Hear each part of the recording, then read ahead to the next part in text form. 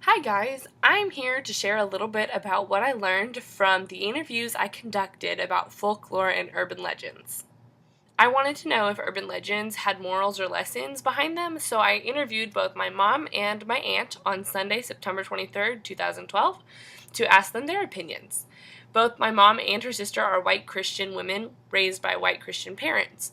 And I think this is interesting because despite growing up in the same house with the same parents and only a few years apart, they both had different insights to offer. So I met with my mom at her kitchen table on Sunday evening. She actually didn't have much she wanted to share with me because she's not big on hearing or telling scary stories, so this wasn't really her forte. But we did talk about the urban legend where these two kids are parked at Lover's Lane to make out when a radio announcement comes on. And it says that there's a man with a hook and he's on the loose and he's a convicted murderer, and that if anybody spots him, they have to phone in and report it to the police.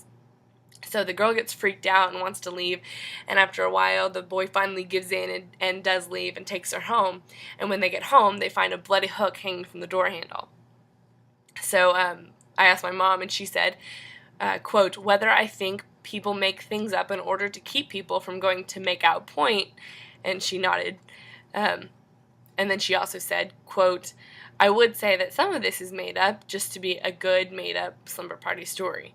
So basically she was saying that in this case, with the man with the hook, maybe parents or preachers made this up just to keep kids out of trouble. But most of the time, these stories were just for fun. So that was kind of her take on it. After I spoke with my mom, I met with my aunt.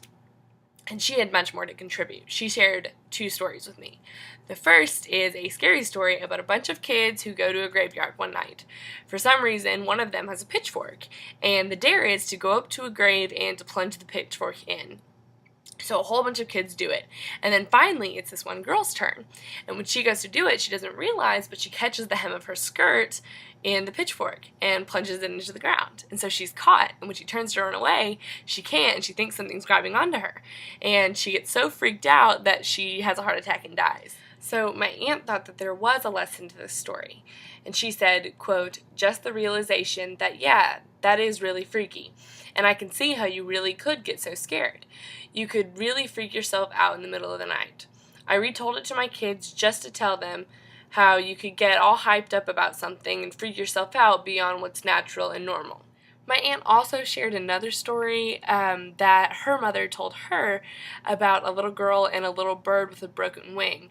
And this story is all about peer pressure and how even after caring for this little bird, when these kids come along and start stoning it, she ends up joining in and stoning it as well. So it's all about peer pressure and just knowing what you stand for.